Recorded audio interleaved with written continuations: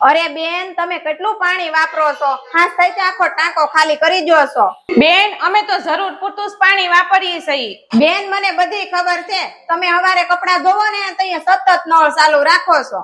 ભાભી, આજે ફરીથી મકાન માલિક કઈ બોલ્યા છે? હા ભાઈ, એનું તો રોજનું થઈ ગયું છે. ક્યારેક પાણી હાટું બોલે તો ક્યારેક લાઇટ બિલ હાટું બોલે. કાકા, આપણે આપણું ઘરનું મકાન ક્યારેય નહીં લઈ?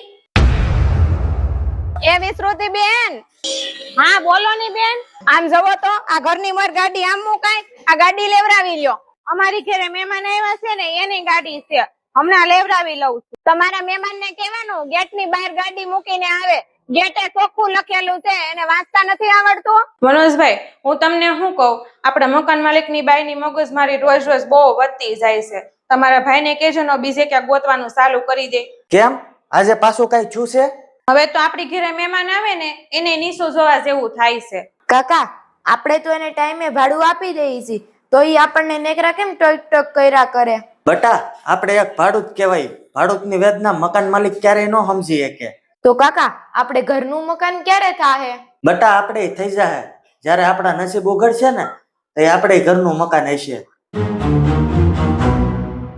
મેં તમને કેટલી વાર ના પાડી, રવિવારે તમારે અગાસી ઉપર કપડા નહીં હુકવવાના. કોઈ હુકવી દીધા? લઈ આવો જાઓ. બેન, એક ધારો વરસાદ આવે નીચે કપડા હુકાતા નથી, મારે કપડા હુકવવા ક્યાં જાવું? એ અમારે નથી જોવાનું. તમને પોહાય તોય રો, નતર ખાલી કરી નાખો. અમને લાટ મળે છે તમારી જેવા ભાડુત. મારું બેન, હવે અમે રવિવારે અગાસી ઉપર કપડા નહીં હુકવીએ. મિત્રો, ઘર ભાડાનું હોઈ શકે પણ એમાં રહેતા લોકોના સપના ક્યારેય ભાડાના નથી હોતા. આજે જે ભાડુત છે એ કદાચ કાલે પોતાના ઘરનો માલિક પણ બનશે. મિત્રો, જો તમે એક ભાડુતની વેદના સમજતા હો તો આ વિડીયોને લાઈક કરો, કોમેન્ટ કરો અને વધુ લોકો સુધી શેર કરો.